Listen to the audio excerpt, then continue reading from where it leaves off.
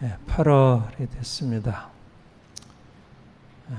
우리 8월 하면 광복절, 8월 15일 광복절이 있는 달이고, 우리가 이제 대한민국의 역사, 근현대사라고 하죠. 근현대사에서 이제 가장 중요한 지금 우리가 기념하고 있는 것이 3.1절과 광복절이죠. 3.1절은 일제강점, 일제식민지에 대항하여 전 국민이 일어나서 독립을 외치고 자유를 외친 그 엄청난 사건이죠. 그것을 기념하는 날이고, 광복절은 뭘 기념하는 날인가요? 광복절. 제가 광복절을 1945년 일제강점에서부터 해방되는 해방을 기념하는 날이라고 생각을 했어요. 오랫동안 그렇게. 아마 초등학교 때부터 8.15 광복하면 광복이라는 의미가 빛을 찾았다 그래가지고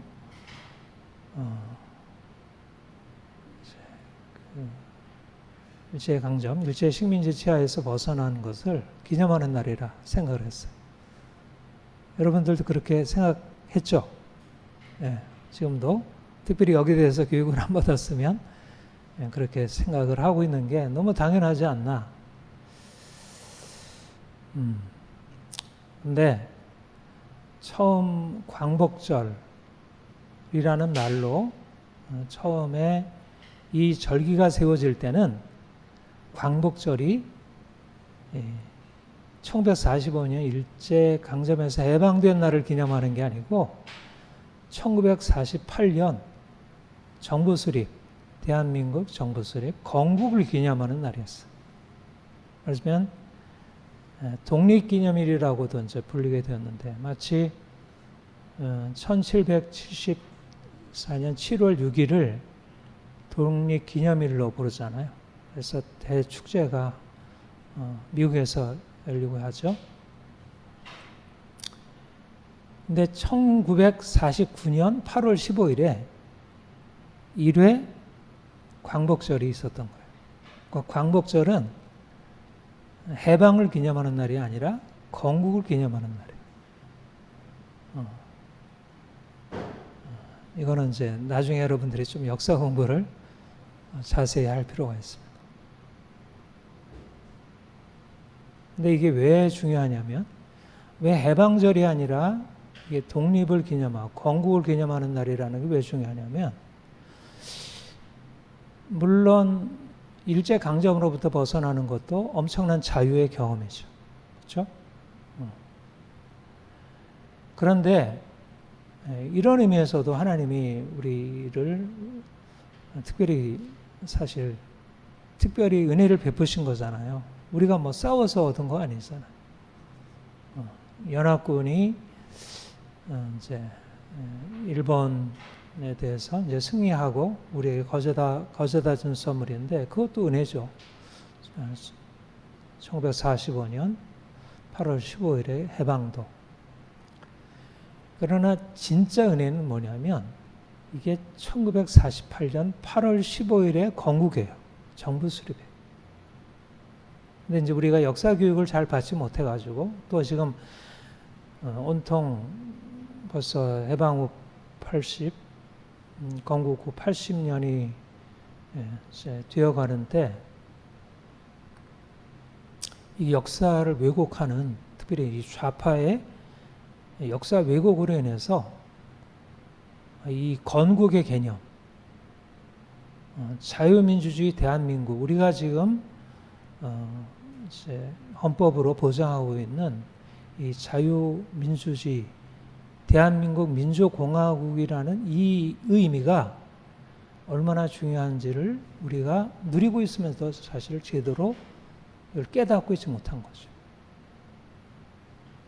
근데 왜 45년 8월 15일보다 48년 8월 15일이 중요하냐면 48년 8월 15일에 비로소 우리나라에 자유라고 하는 것의 근본 개념이 비로소 우리나라에 정착이 된 거예요. 우리나라의 기초로 자유라는 개념이 들어온 것입니다. 그런데 이거는 엄청난 일이에요. 엄청난 일이고 실제적으로 우리는 그러한 자유라는 가치, 자유평등이라는 가치 위에 80년의 대한민국의 역사가 세워졌어요. 놀라운 거죠. 근데 이게 무슨 의미를 가지고 있느냐면 당시에 공산주의 세력에 대항해서 이 나라가 세워졌다는 거예요. 1948년의 건국은 공산주의 세력들이 우리나라를 장악하려고 하는 강력한 의지, 욕망을 거슬러서 세워진 거예요. 이것은 전적으로 하나님의 은혜였고 특별히 이승만 대통령이라는 우리나라의 국부를 할 수 있는 이승만 대통령 안에 있는 하나님을 향한 믿음, 또 미국이라는 자유민주주의 공화국에 대한 그의 강한 신념, 그리고 무엇보다 이 공산주의가 얼마나 악한 세력인지를 미국인들보다 더 확실하게 그가 깨닫고 있었던 거예요. 그래서 미국인들도 사실상 1945년 때만 해도 또 1948년 건국할 때만 해도 미국인들이 공산주의와 같이 연합해가지고 소련과 연합해서 나치 독일을 일본과 대항해서 싸웠던 거잖아요. 그러니까 소련에 대한 심각한 각성이 없었고 또 미국 안에도 상당히 사회주의적인 세력들이 강하고 예를 들어서 이제 그 대통령을 사기수였나? 아니면 프랭클린 루즈벨트 대통령 같은 경우에 상당히 사회주의적인 노선을 가지고 있었어요. 그리고 당시에 20세기 초에 미국 안에도 상당히 사회주의적인 오리엔테이션을 가지고 있는 사람들이 굉장히 많이 있었어요. 그러다가 이게 이제 1945년 이후 소련이 그의 마술을 드러내기 시작했죠. 그동안에 감추했던 것이. 그래서 동유럽 다 장악하고 이러면서 공산주의가 오히려 사실 나치즘 이상으로 더 악한 세력이라는 것을 그 당시에 비로소 깨닫기 시작했어요. 그러니까 동유럽 다 넘어갔고 우리나라도 사실 이승만 대통령이 열정적으로 해서 가로막지 않았다면 사실 48년 대한민국 당독 정부 수립이라는 것은 불가능했고 자유민주주의 대한민국 민주공화국이라는 것은 있을 수가 없었던 것이죠. 그래서 자유민주주의 헌법에 기초해서 대한민국이 수립되었다는 것, 또 공산주의가 2년 후에 이제 6.25 남침을 했을 때 그것에 대항해서 열정적으로 막아섰던 것이 사실은 이승만 대통령이고, 그리고 또 그 위에 한미 상호 방위 조약을 통해서 우리나라의 자유를 시킨 거예요. 자유. 그러니까 자유라는 개념이 단지 해방되는 자유, 일제치하에서 해방되는 자유만 가지고 그보다 더 악한 공산주의, 여러분 그 위에 공산주의의 그 악마성을 우리가 알잖아요. 소련, 중국, 바로 위에 북한, 얼마나 악마적이에요. 이거는 뭐 악마도 이런 악마가 없죠. 일제와 비교할 수 없는 악마예요. 말하자면 1948년은 그런 공산주의 세력에 맞서서 자유민주주의 공화국을 세운 것입니다. 그런데 지금도 사회주의 세력이 그 1948년 그 자유민주주의 헌법에 기초해서 태어난 나라를 없애려고 우리나라가 태어나서는 안 됐을 나라, 이런 방식으로 48년 건국을 부정하고 그리고 마치 북한이 더 정통적인 것처럼 이런 말도 안 되는 역사관을 가지고 지금도 사실 그렇게 역사를 뒤집어 넣으려는 이런 사람들이 가득해 있잖아요. 지금 우리나라가 그런 이제 씨름을 하고 있는데 아무튼 기적입니다. 하나님이 우리나라를 일제 치하에서 해방시킨 것도 기적이지만 사실은 이승만 대통령이라는 하나님이 특별히 택한 사람을 통해서 이 나라를 건국하게 하시고 그리고 수많은 반대, 수많은 어떤 그 세력을 뚫고 이 나라가 자유민주주의 국가로 80년 동안 이렇게 번영한 나라로 세워줄 수 있다는 것은 놀라운 기적, 놀라운 은혜죠. 그래서 저는 제가 역사 작년에도 이제 한참 계엄 이후에 자유에 대한 설교도 하고 작년 8월에도 아마 자유에 대한 설교를 했는데 제가 역사 공부를 좀 하고 나서 보니까 야, 참 이승만 대통령이 참 위대했구나. 그리고 하나님이 이승만 대통령을 통해서 이 나라 자유대한민국을 세우셨다는 것이 너무나 놀라운 은혜였구나. 이거는 하나님의 특별한 은혜라 할 수 있고 마치 미국의 건국이 하나님의 특별한 은혜와 섭리 안에서 역사상에 있지 않았던 나라예요. 미국이라는 나라는. 사람들이 미국이라는 나라의 가치를 잘 모르고 있는데 놀라운 역사상에 이런 나라가 세울 수 없었을 그런 나라가 특별한 섭리로 세워졌고 그리고 그 나라의 정신을 그대로 이어받은 우리나라의 정말 작은 유교에 찌들어 있고 사실은 조선 후기에 노예가 30%에 따르잖아요. 노비가. 그러니까 이 나라는 유교라고 하는 그것이 우리 안에 어떤 정신적인 유익을 준 것이 없지 않지만은 너무나 병들고 너무나 이게 그 구조에 있어서 정말 고칠 수 없는 나라인데 하나님이 이렇게 기독교 정신으로 세워져 있던 그런 그래서 선교사들이 파송돼서 복음을 전하고 그들이 이 나라의 새로운 사회질서, 민주질서, 자유평등의 새로운 질서를 주고 그래서 사람들의 정신이 깨어나고 특별히 이제 기독교가 역할을 하면서 일제강점을 잘 통과하고 그리고 그 공산주의 세력 어느 나라가 공산주의 세력에서 이렇게 지켜진 나라가 어디 있어요? 이와 같이 작은 약소국이 있을 수 없는 일입니다. 미국이 얼마나 떨어져 있습니까? 바로 위에 중국, 소련이 있고 그런데 미국은 저만큼 떨어져 있는 나라예요. 이 나라를 지키기 위해서 3만 명 이상 미국인들이 피를 흘렸고 놀라운 하나님의 역사가 있었던 거죠. 그런데 이 나라가 공산주의자들에 의해서 이게 파괴가 되겠어요? 그럴 수는 없다고 생각을 해요. 이승만 대통령이 가장 사랑했던 구절이 바로 이 구절이에요. 그리스도께서 우리를 자유롭게 하시려고 죄를 주셨으니 그러므로 굳건하게 서서 다시는 종의 멍에를 매지 말라.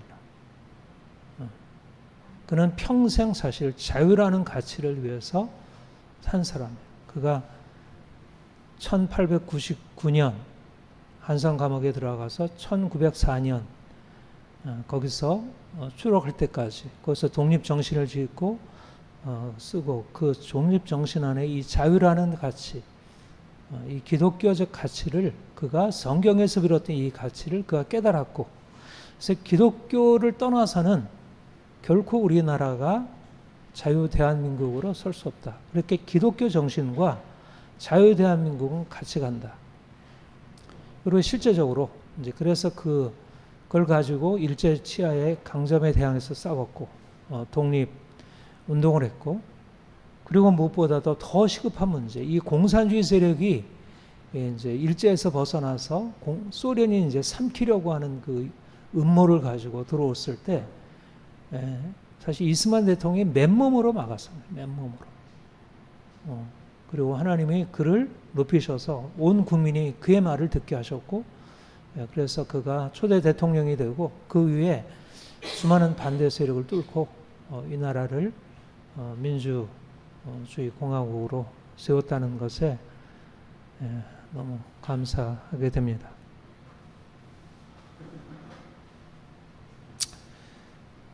예, 오늘 우리 이번 달에 갈라디아서 5장 1절부터 6절을 같이 살피려고 합니다.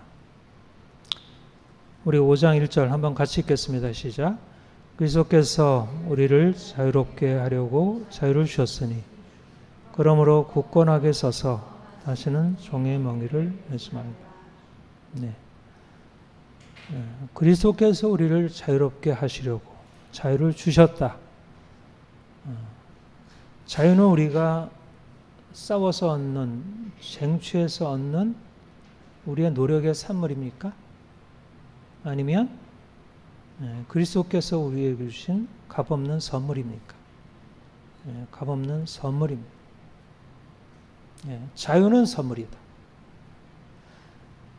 자유는 우리가 애써서 피 흘려서 얻은 그런 전리품이 아니고 자유는 하나님의 선물이다. 이게 기본적으로 우리가 가지고 있는 자유에 대한 가치관이에요. 물론 우리가 오늘날도 지금도 올공에서 참정권, 선거권, 우리의 주권을 위해서 시민들이 싸우고 있고, 자유는 공짜가 아니다. 자유는 피 흘려 지켜야 한다. 라고 말하면서 싸우는 그 의미를 우리가 충분히 동의하고 인정하지만, 그러나 사실상 우리가 싸워서 지켜야 할 가치이기에 앞서서 자유는 하나님의 선물, 그리스도께서 피 흘려서 우리에게 주신 값없는 선물이다. 우리가 지난달에 에베소서 2장 3절 9절 하면서 그 은혜에 의하여 믿음으로 말미암아 구원을 받았으니 이것이 너희에게서 나는 것이 아니요 하나님의 선물이라. 하나님의 선물이라. 구원은 하나님의 선물이라. 그렇겠죠? 그러니까 우리는 사실 이제 주님을 만난 이후에 우리가 깨닫게 된 것은 우리에게 주어져 있는 모든 것이 은혜구나. 모든 것이 내가 한 것이 아니고 하나님이 나를 위해서 행하신 것이고 나는 그가 주신 것을 받는 것이구나. 이것이 우리의 기본적인 생각의 전환이에요. 우리가 노력해서 얻는 것이 아니라 하나님의 값없이 주신 것을 우리가 받아 누리는 우리는 수혜자이구나. 우리도 역사적인 경험 속에서 사실은 일제에서 해방되는 것도 사실 은혜라 우리가 고백하게 되고, 또 6.25 남침으로부터 우리가 지켜진 것도 은혜라 여겨지고, 그 위에 수많은 위기, 역사의 위기들마다 우리에게 하나님이 은혜로 역사하셨구나. 대한민국이 이렇게 된 것은 하나님의 은혜였구나 라고 고백을 하고 인정을 하게 되죠. 그런데 이제 우리 에베소 이제 2장 3절에서 그때 구원이라는 게 뭐였죠? 구원? 우리가 지난 주 이제 강의에서도 신학 강좌에서도 얘기를 했지만, 구원은 우리가 죄로 말미암는 하나님의 심판, 저주, 정죄로부터 우리가 그리스도 피로 속량받아 의롭다함을 얻고 우리가 저주에서 해방되어 복을 누리는 것. 이게 구원이라고 했어요. 그러니까 기본적으로 사실 인생에 처해 있는 근본적인 위기, 공경은 다른 데 있는 게 아니라 죄로 인한 하나님의 심판, 정죄, 저주, 그로 인한 죽음, 허물과 죄로 죽었던 너희를 살리셨도다. 우리가 저주 아래 있었는데, 우리가 정죄 아래 있었는데, 우리가 진노 아래 있었는데 어떻게 우리가 여기서 벗어나서 자유케 될 수 있겠어? 이거는 우리 자신에게서 난 것일 수 없다는 거예요. 이미 우리는 죽어 있는 자이고 모든 것을 다 빼앗긴 자이고 우리 안에는 도무지, 그리고 자체적으로 우리는 육체잖아, 육체.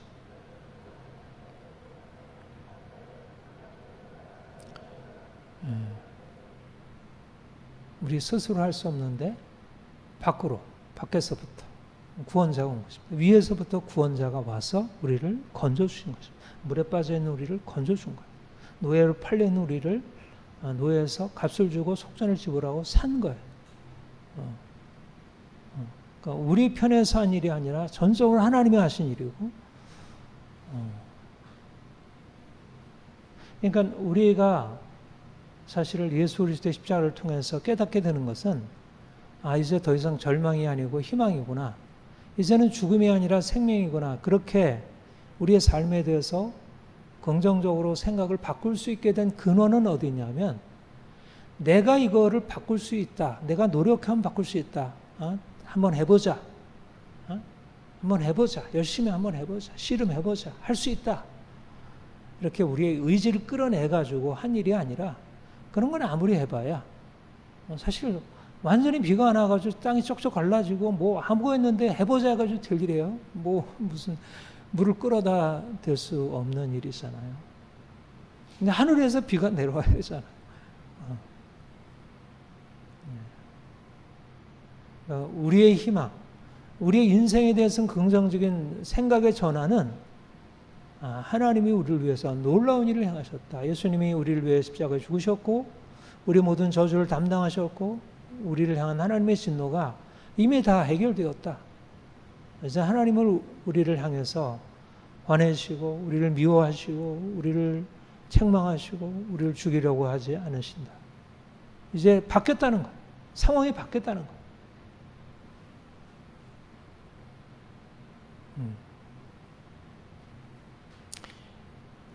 이것이 우리에게 일어난 일이에요.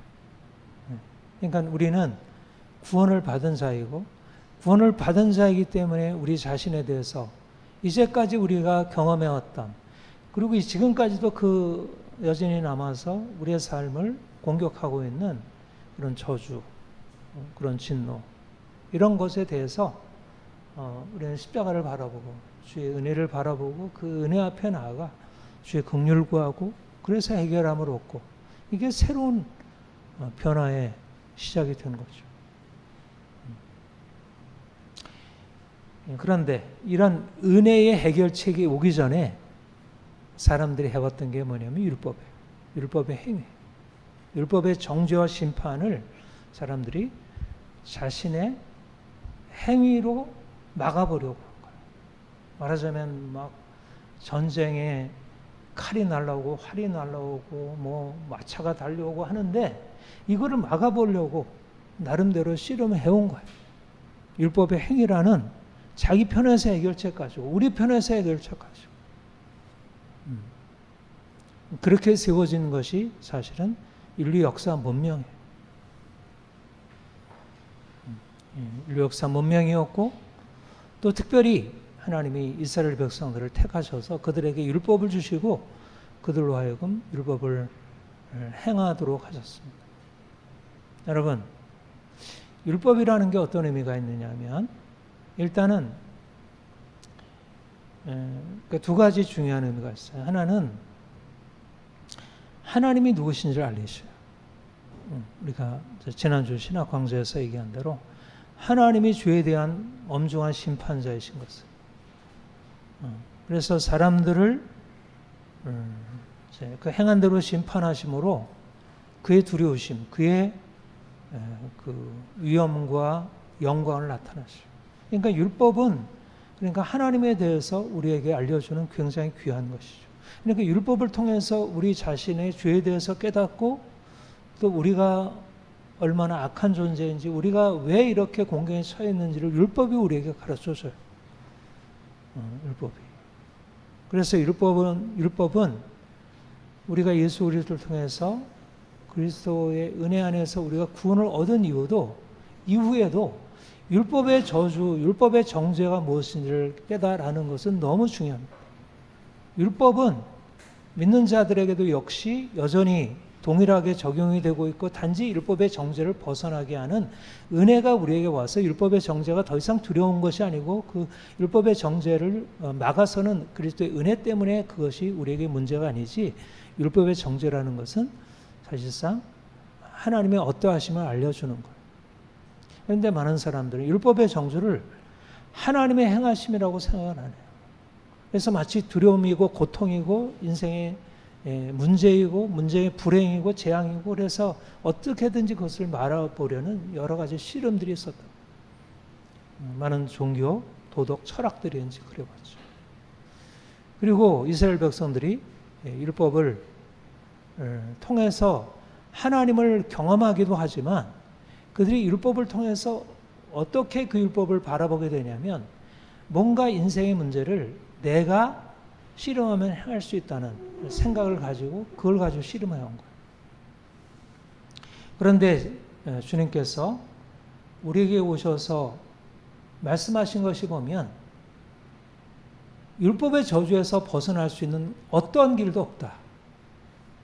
어떤 율법의 행위로도, 어떤 의로도, 어떤 행위의 의로도 인생은 하나님의 저주로부터 벗어날 길이 없다. 오직 예수 그리스도의 십자가만 의지하고 그 십자가의 은혜를 의지하여 하나님의 진노 심판에서 벗어나서 자유함을 얻고 생명을 얻는다. 이것이 복음의 사실. 그러니까 율법의 정죄에서 벗어날 수 있는 것은 오직 십자가의 은혜.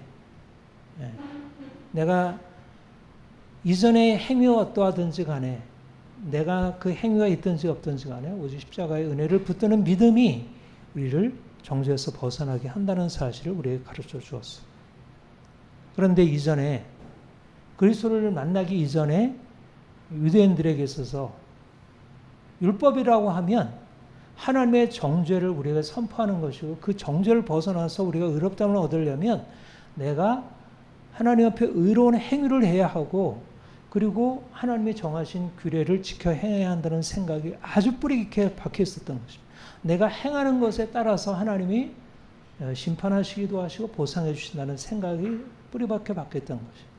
그런데 사도 바울이 이제 예수를, 그리스도를 믿음으로 말미암아 유대인이나 이방인이나 할 것 없이, 할례를 받았으나 할례를 받지 않았으나 상관없이 오직 믿음으로 말미암아 그리스도의 은혜로 죄 사함 받고 의롭다함을 받는다는 이 복음이 전해졌을 때 사람들이 이 사실들을 받아들이기가 어려운 거예요. 그동안 그들이 붙들고 있었던 율법의 행위가 나름대로 가치가 있고 중요하다고 여겨졌는데 이게 아무런 의미가 없고 오직 예수 그리스도를 믿음으로 말미암아 의롭다함을 받는다는 것이 그들에게 이해도 되지 아니하고 그들에게 마음을 불편하게 했던 거죠.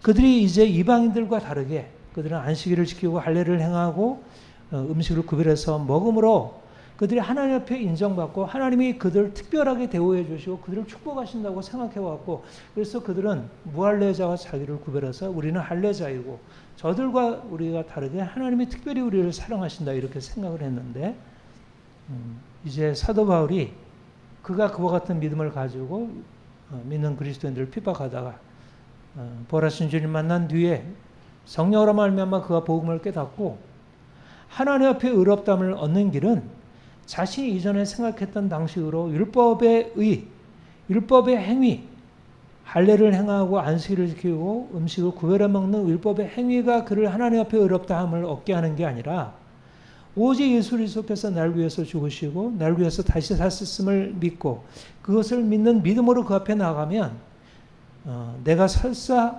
율법의 행위가 없을지라도 이방인들이 전혀 할례를 행하지 아니하고 안식일을 지키지 아니하고 그들이 율법과 상관없이 살았다 하더라도 오직 예수 그리스도로 말미암아 의롭다함을 받는다는 사실을 선포하고 이것을 사람들에게 믿게 한 거죠. 그래서 이방인들이 그 복음을 듣고 예수를 믿음으로 말미암아 의롭다함 받고 그래서 놀라운 변화가 일어나고 자유함이 있고 그들의 기쁨이 있고 삶이 변화되고 그랬던 거예요.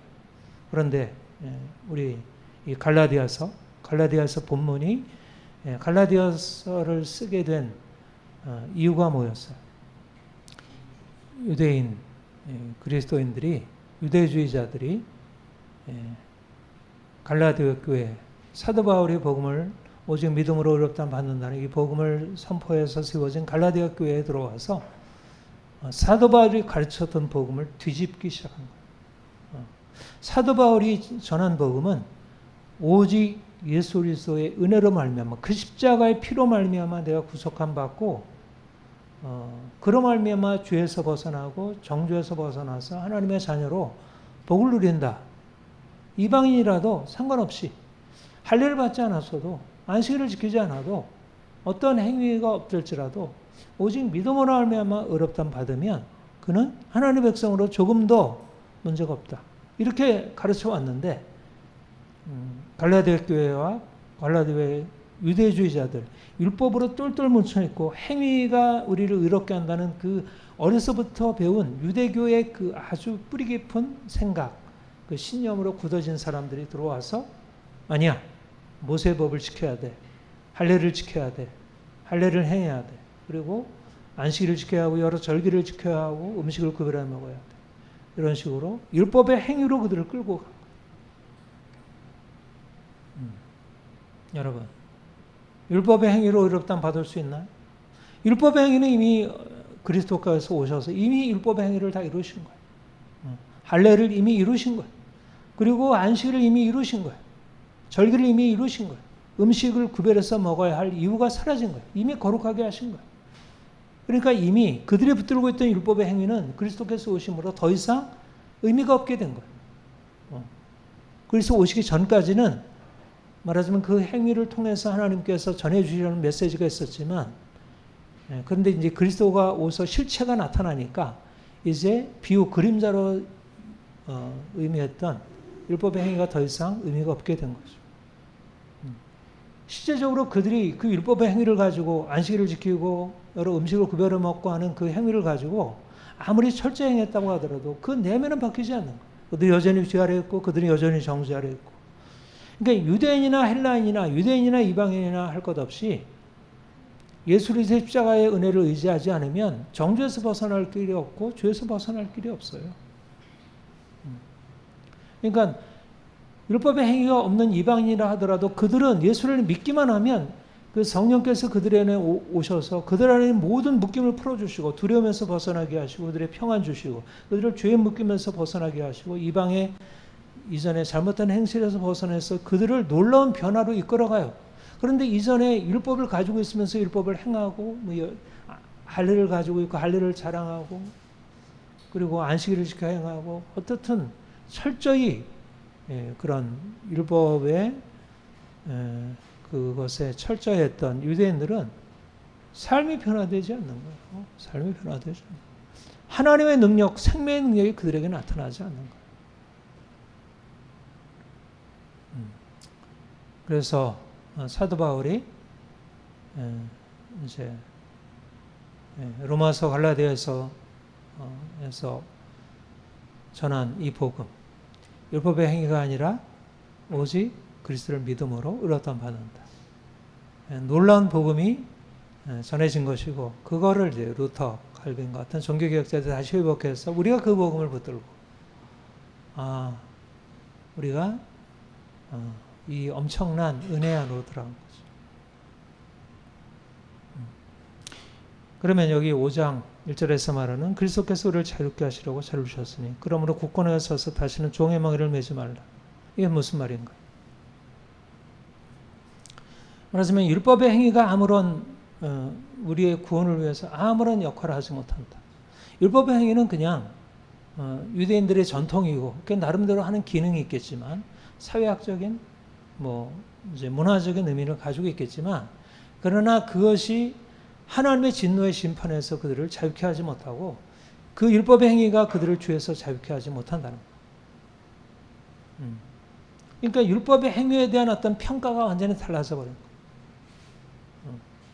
율법의 행위는 더 이상 이방인들과 자기를 구별할 만큼 탁월한 가치를 가지고 있지 않다는 거예요. 구원론적 가치를 가지고 있지 않다는 거예요. 그걸 가지고 하나님 앞에 나와서 하나님 내가 율법 행위를 했으니까 하나님 나 잘했죠? 하나님 나 칭찬해 주세요. 그 남일 카드가 아니라는 거예요. 그거는 네가 아무리 그런 걸 대단한 걸 가지고 해도 그건 내가 너한테 요구하는 게 아닌데 너 어떻게 살았어? 너 마음을 어떻게 했어? 너 이웃 사랑했어? 너 겸손했어? 너 세상 내려놓고 나 따라왔어? 근데 그 점에 있어서는 이방인들과 아무런 차이가 없는 거예요. 그러니까 유대인들이 생각했던 율법의 행위가 이제 복음 안에서 바라보게 될 때 무가치한 것으로, 아무것도 아닌 것으로, 그리고 실제적으로 사람들이 율법의 행위를 붙들고 있었던 것은 사실상 하나님에 대한 반응이 아니었다. 하나님에 중요했던 게 뭐냐면, 특별히 유대주의자들에게 있어서 율법의 행위라는 것은 자기를 자랑하는 것, 행위를 자랑하는 것이 되었어요. 자랑하는 것. 자랑한다는 말은 뭐냐면 자기가 높아져 있는 것. 하나님이 자신에게 주신 것으로 알고 하는 게 아니라 하나님 앞에서 내가 이것을 내어드리면 하나님이 나를 칭찬하시고 인정하는 것이 당연해요. 말하자면 자기의 권리가 된 거예요. 그걸 가지면 권리 주장을 할 수 있게 돼요. 내가 대단한 일을 했으니까 하나님도 나에게 갚아주셔야지. 내가 이만큼 했는데, 내가 열심히 일을 했는데, 내가 적어도 연봉 한 5,000원 받아야 할 만큼 일을 했는데 나한테 2,000밖에 안 준다고 왜? 말도 안 되지. 내가 한 일에 대해서 보상을 요구하는 거예요. 율법의 행위라고 한 사람들 안에 있는 마음 안에는 자신이 하나님 앞에 무엇을 해서 자기가 응답받아야 한다는 자기 내면의 것을 가지고 합니다. 근데 하나님 보실 때 그거는 사실상 아무런 그런 가치가 없는, 하나님께로부터 나는 것이 아닌 육체의 행위라, 육체. 하나님은 그것을 하등의 귀한 것으로 보지 않았다. 근데 이제 그것을 자랑하고, 이제 그걸 가지고 그것이 없는 사람들을 판단하고, 이방인들을 판단하고, 이방인들을 자기 밑에 두려워. 근데 이방인들이 사실 주님 만나기 전에는 사실 그러한 유대인들의 판단 앞에 설 수 있죠. 유대인들을 보면 실제적으로 그들이 가지고 있는 율법의 행위들이 대단해 보이고, 유대인들이 가지고 있는 탁월성이 그들에게 크게 여겨질 수 있어요. 이방인들이 주님 만나기 전에는 그랬어요. 근데 주님 만난 이후에 달라진 거예요. 실체를 봤으니까. 유대인들이 이제 껍데기를 붙들고 자기들이 그걸 가지고 있다고 대단하다고 자랑하는데, 말하자면 이방인들은 이제 주님 안에서 하늘의 실체를 맛본 거예요. 하늘의 실체를. 예수 그리스도의 생명이 그들 안에 들어와서 그들이 죄에서 해방되고 그들 안에 저주의 세력이 끊어지고 하나님의 생명의 역사가 되고 시작합니다. 그런데 이제 육체에 속한 자들이, 세상 것을 붙들고 있는 자들이, 자기의 육체를 자랑하는 자들이 들어와서 그들을 속인 거예요. 너희들 이런 거 있어? 말하자면 겉으로 드러나는 외양을 가지고 들어와서 너 이런 거 해야 되잖아. 너희 왜 안식을 안 지켜? 성경에서 이렇게 얘기를 했는데, 그러면서 그들에게 요구해왔고, 그들의 요구 앞에 그들이 속아넘어. 속아넘어. 그들 안에 이미 어떤 육체의 그런 성향이 남아있는 상태에서 유대주의자들이 성경을 가지고 교묘하게 그들을 속인 거죠. 그러니까 그들이 하나님께로부터 주어져 있는 그 놀라운 자유, 예수 그리스도를 믿기만 하면 이제 은혜 안에 그냥 값없이 들어가서 자신이 하나님에게 자신에게 주신 것들을 그대로 유지하면서 하나님을 섬길 수 있는데, 이제 유대인들처럼 되지 않으면 안식일을 지켜야 하고 음식을 구별해 먹어야 하고 할례를 받아야 하는 유대인같이 되지 않으면 그들이 하나님 앞에 의인으로 인정받을 수 없다는 그려운 두려움이 찾아오고 그들이 저 밑바닥으로 떨어져 버린 거예요. 종으로 떨어진 거예요. 종으로. 하나님이 이미 그리스도 안에서 그들을 죄에서 자유케 하시고 그들을 죽음에서 자유케 하시고 그들을 이제 하나님의 자녀로 올려놓으셨는데, 그들이 하나님의 자녀의 그 자유로움을 잃어버리고 율법의 종의 멍에로 떨어져서 할례를 지켜 행하고, 그리고 안식일을 지키고, 그리고 이제 뭔가 율법을 지켜야 한다는 그런 두려움 가운데 행한 거죠.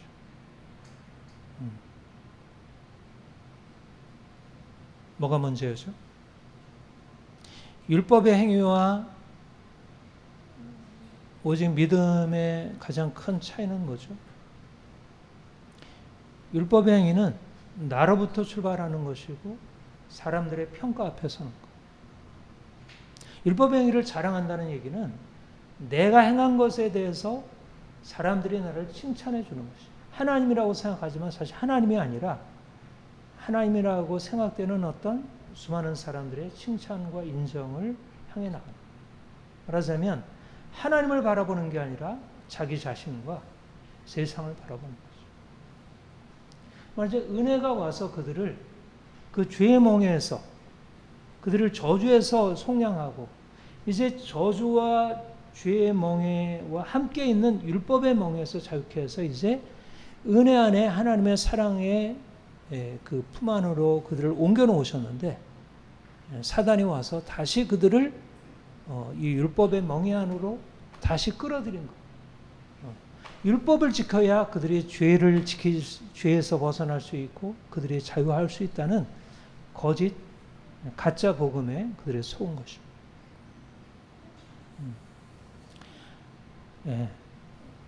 뭘 봐야 자유함이 있을까요? 뭘? 하나님이 예수 그리스도와 행하신 것. 그리스도께서 우리를 위하여 죽으셨고 그가 다시 살아나셨고 그분을 내가 믿으면 내 인생이 근본적으로 변화될 수 있다. 내가 아무것도 없어도 그리스도께서 나를 위해서 행하신 것을 믿으면 아무것도 없는 내가 무엇을 가지고 있는 사람들보다 행위가 있는 사람들보다 더 탁월하게 될 수 있다. 여러분 이게 놀라운 비밀이에요. 여러분 이전에 우리가 주님 만나기 전에는 행위가 최고예요. 행위가 율법의 행위가 최고예요. 율법의 행위가 있어야 인생이 성공하고 인생이 잘 풀리게 되죠. 세상은 다양한 행위들을 우리에게 요구하고 그 행위에 따라서 평가하는 시스템으로 되어 있어요. 세상에 성공하려면 행위가 절대적입니다. 그래서 내가 노력하는 게 중요하고 사람들의 평가가 중요해요. 근데 거기서 내가 노력하는 것도 너무 힘들고 사람 평가도 너무 만족시키기가 쉽지 않고 근데 주님 만난 이후에 달라진 거예요. 달라진 거예요. 사람들의 평가가 아닌 하나님이 우리를 바라보시는 새로운 평가가 오셨어요. 나를 죄인이라 이렇게 정죄하는 세상이 있는데 하나님이 나를 의롭다 하시는 새로운 차원이 열린 거예요. 그리고 내가 노력해서 사람들의 정죄를 피하려고 하는 그 끊임없는 애씀과 노력으로 살아왔는데 이제 내가 노력해서가 아니라 그가 내게 주신 은혜를 그냥 받아들이기만 하면 내 인생에 그냥 변화가 그냥 찾아오는 새로운 열림이 생겨요. 이게 새로운 피조물이라. 죄와 저주에서 벗어나는 것은 내가 애쓰고 노력해가지고 바꿔가는 게 아니라 하나님이 이미 2000년 전에 예수를 통해서 우리에게 나타내신 그 은혜, 그 선물을 그냥 빈손으로 받기만 하면 그냥 내 인생 안에 놀라운 변화가 일어나는 거예요. 없어도 된다는 거예요. 아무것도 없어도 된다는 거예요. 이방인이어도 된다는 거예요. 가난해도 된다는 거예요. 지혜가 없어도 된다는 거예요. 사람들에 있어서 아무런 평가를 받을 수 있는 어떤 조건을 가지고 있지 않아도 된다는 거예요. 오직 믿음이 열려서 하나님이 그리스도 안에서 우리를 위해서 행하신 그 역사를 내가 볼 수 있고 그것을 마음으로 받아들이고 내가 거기에 들어갈 수만 있다면 내가 이제까지 살아왔던 모든 삶의 조건들은 다 아무런 문제가 되지 않고 오히려 그것은 나와 상관없이 되는. 사람들은 그것이 있어야 한다고 여전히 열심히 노력하고 아침부터 밤늦게까지 수고하고 애쓰고 그래도 또 걱정하고 또 아침에 일어나서 또 걱정하고 애쓰고 말하자면 내가 행하는 것과 사람들의 평가 그게 인생을 이끌어가는데 이제 내가 행하는 것이 아니라 하나님의 행하신 것을 내가 받기만 하면 돼. 그러면 내가 그냥 믿음으로 나가면 하나님이 나를 칭찬하시고 이건 이런 일이 어떻게 일어나요?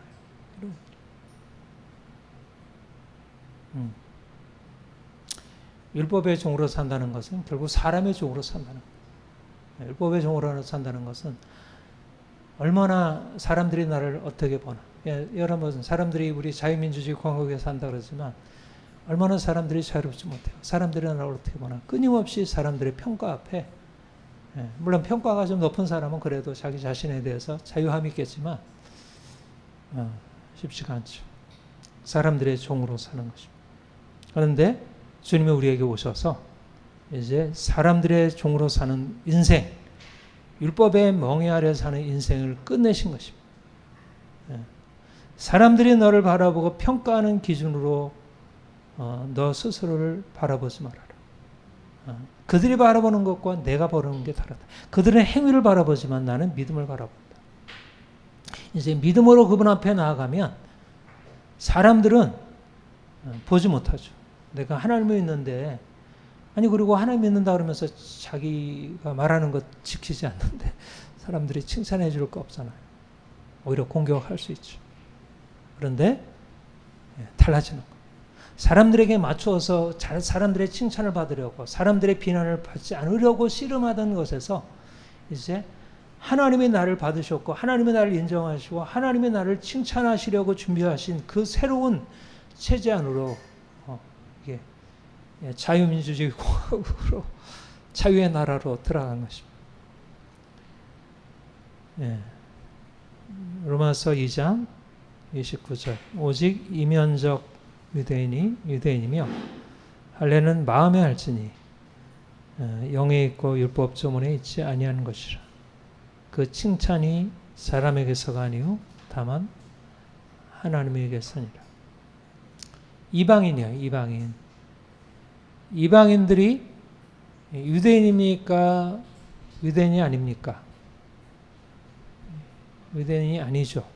그들은 외양으로, 그들은 혈통으로, 또 그들의 살아온 삶으로, 또 실제적인 삶에 있어서 전혀 유대인의 모습이 없어요. 그러나 하나님 보실 때는 그들을 유대인이라고 보신다는 거예요. 실제적으로 유대인들은 겉으로는 유대인이고 할례를 받았고 혈통적으로 유대인이고 율법을 철저히 지켜 행하는데 그들은 외양으로는 유대인이지만 그들은 유대인이 아니고 이방인, 유대 혈통도 아니고 실제적으로 유대인들이 행하는 그런 율법을 지켜 행하지도 않고, 그런데 그들은 하나님이 너는 할례를 받았고 너는 유대인이다 이렇게 보신다는 거예요. 무슨 차이가 있죠? 하나님이 이전에 유대인들을 택하여 부르신, 육체를 따라 유대인들을 택하여 부르신 것과는 다른 차원의 유대인, 참된 유대인, 예수 그리스도 피로 거듭나서 아브라함의 자손이 된 이방인들, 이방인이지만 예수를 믿음으로 말미암아 아브라함의 자손인 예수 그리스도에 합하여 아브라함의 자손된 유대인들, 이방인들, 그들이 그들 안에 언약의 표지들을 가지고 있다는 거예요. 그들 안에 할례가 있고 그들 안에 안식일을 지켜 행하는 것이 있고 그들 안에 거룩한 음식을 먹는 것이 그들 안에 있다는 거예요. 겉으로 볼 때는 전혀 유대인들과 같이 행하지 않는다. 그리고 그들의 칭찬은 사람에게서 나지 않고 하나님에게 있다는 거예요. 사람들은 유대인들을 칭찬하는데 하나님은 그들은 겉으로는 유대인이 아니지만 예수를 통해서 이면적 유대인이 된 이방인 그리스도인들을 칭찬하신다. 그들 안에 있는 예수 생명을 칭찬하시고 그들을 기뻐하신다. 의롭다 하시고 그들을 존귀케 하신다. 이게 새로운 역사입니다. 여러분, 우리가 외적인 자격에 있어서 세상이 인정하는 세상의 조건, 세상이 우리를 바라볼 때 우리를 너 참 대단하다. 너 참 공부도 많이 했고 그리고 지적인 능력도 있고 인간성도 좋고 사회적 지위도 있고 권력도 있고 돈도 있고 야 너는 참 칭찬을 만하다. 그런 사람들이 수많이 있잖아요. 근데 하나님이 그들을 그렇게 보지 않는다는 거예요. 하나님 볼 때는 그 돈 많고 지식도 많고 권력도 있고 전문가이고 세상에서 이것저것을 다 가지고 있는 사람들에 대해서 별 가치가 없게 생각한다는 거예요.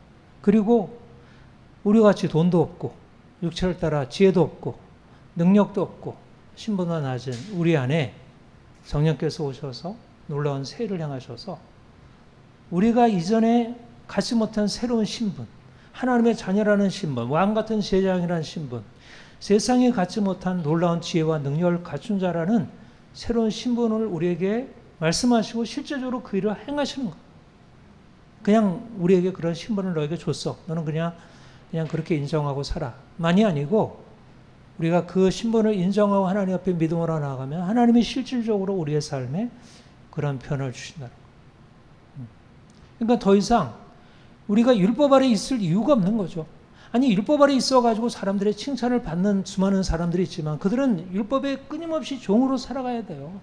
지금도 돈 많고 지역 많고 세상적인 권력 가지고 있는 사람들이 끊임없이 자기 인생을 그걸 유지하기 위하여 종으로 살며 살아가요. 근데 우리는 아무런 외적인 조건도 없는데 이미 예수 그리스도 안에서 하나님의 자녀로서 놀라운 축복을 받아 누리고 있으면서 이제 다르게 살아가는 것입니다. 여러분, 무엇이 자유이죠? 예수 그리스도 안에 있는 것이 자유입니다. 우리가 전에는 세상에 속한 자로 살아왔어요. 세상에 속한 자. 세상이 요구하는 것에 내가 맞춰야 한다. 돈이 있어야 돼. 지식이 있어야 돼. 뭐 이런 스펙을 갖춰야 돼. 인맥을 이렇게 갖추고 있어야 돼. 예, 이러저런 조건들이 우리의 삶을 보장해 준다고 생각하고 그것에 따라서 철저히 그것을 맞추기 위하여 그런 조건을 맞추기 위해서 말하자면 이 세상에서 우리에게 행복과 성공을 가져준다는 그것이 우리 인생을 끌어왔어요. 그것이 없으면 우리 인생이 불안하고 염려가 되고 그래왔어요. 맞으면 그게 이 세상이 말하는 자유예요. 세상이 말하는 자유는 세상의 질서에 철저히 복종하는 자유예요.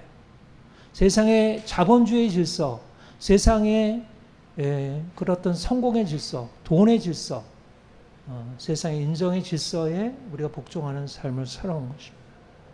그런데 그리스도께로 우리가 돌이킨 이후에 이런 세상의 질서에 살던 삶이 더 이상 우리를 구속하지 못하도록 우리를 자유케 하셨다. 그리스도께서 우리를 자유케 하신 것은 더 이상 세상적으로 이렇게 돼야 성공한다는 그 사람들의 통념, 가치관, 세계관 그것이 우리에게 더 이상 영향력을 가질 수 없게 된 거예요. 그것을 가지고 있느냐 없느냐가 내 인생을 조건 지우지 않는다는 보다 중요한 게 뭐냐면 예수 그리스도께서 내 안에 계셔서 내가 그 안에 이미 의롭다함 받고 내가 그의 말씀을 따라 거룩하고 성결하게 한 삶을 살아가게 되면 반드시 하나님이 나에게 축복하신다. 그러니까 사람들이 나를 어떻게 바라보든지 그것은 문제가 되지 않는다. 세상 사람들이 나를 바라보는 것이 전혀 나에게 영향을 미칠 수 없는 그런 자유가 주어진 것입니다. 얼마나 놀라운 자유예요. 세상의 강자들이 어떻게 할 수가 없는 거예요. 사도 바울이 그렇게 얘기를 하죠. 내가 너희를 기쁘게 하랴. 내가 너희를 좋게, 사람을 좋게 하랴, 하나님을 좋게 하랴. 사람을 기쁘게 하는 것이면 내가 사람들의 종이 되었으리. 사람들의 종이 아니라는 거, 세상의 종이 아니라는 거. 우리 안에 하나님이 계시고 우리를 다스리는 분이 계시고 우리는 그분에게 복종하고 그분을 기쁘게 하시는데 누가 세상이 나를 감히 이래라 저래라 할 수 있겠어? 하나님 앞에서 너희 말을 듣는 것이 하나님 말씀을 듣는 것보다 옳은가 판단하라. 세상이 이렇게 저렇게 그들이 가지고 있는 율법의 멍에를 우리에게 지으려고 할 때 판단하라. 너희가 나에게 요구하는 그 율법의 멍에가 대단하냐? 아니면 내가 지금 거기에 속해 있는 그 은혜의 법, 은혜의 능력, 그것이 대단하냐? 우리는 세상에 살지만 더 이상 세상에 속한 자들이 아닙니다. 주 안에서 부르심을 받은 자는 종이라도 속에 속한 자유입니다. 우리가 외적으로는 인간적으로 약하고 부족하고 종과 같아 여겨지지만 그러나 우리는 놀라운 자유가 있습니다. 놀라운 자유가 있습니다. 실질적으로 세상을 바꿔놓을 수 있는 예수 그리스도의 십자가와 부활의 생명이 우리에게 역사하고 있는 놀라운 자유가 있습니다. 이러한 자유로서 세상을 향하여 율법 아래 매여 있는 수많은 사람들을 향해서 율법으로부터 벗어난 새로운 삶이 있다. 율법이 우리의 삶을 자유케 하는 게 아니라 하나님의 은혜가 우리를 자유케 한다. 나는 더 이상 이제 율법에 매여 살지 않겠다. 더 이상 종의 멍에를 매지 않는다. 담대히 선포하고 사람 종의 멍에로 살아가는 많은 사람들을 거기서 건져내어서 그리스도 안에서의 자유로 이끌어 갈 수 있길 바랍니다. 같이 기도하겠습니다. 하나님 아버지,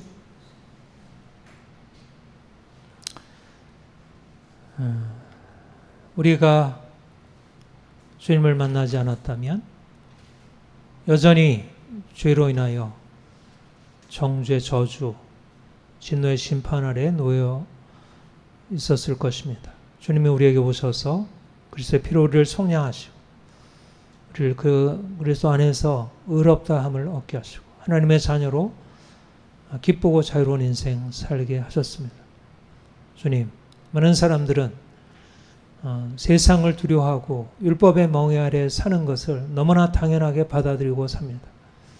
주님, 우리가 더 이상 율법의 멍에 아래 있지 않게 하시고 복음이 주는 진정한 자유, 예수 그리스도께서 우리에게 이미 허락하셨고 이방인이나 유대인이나 함께 누리고 남자나 여자나 함께 누리고 어린아이나 어른이나 함께 누리고 높은 자나 낮은 자가 함께 누리는 놀라운 자유를 맛보며 살아가게 하옵소서. 자유가 없는 세상, 점점 자유를 빼앗고자 온갖 악한 세력들이 지금 삼키려는 사자처럼 우는 사자처럼 이렇게 달려드는 세상 한가운데서 그리스도께서 주신 놀라운 자유를 우리가 지키고 세상을 향하여 이 자유를 선포하게 하옵소서. 감사합니다. 예수님의 이름으로 기도합니다. 아멘. 492장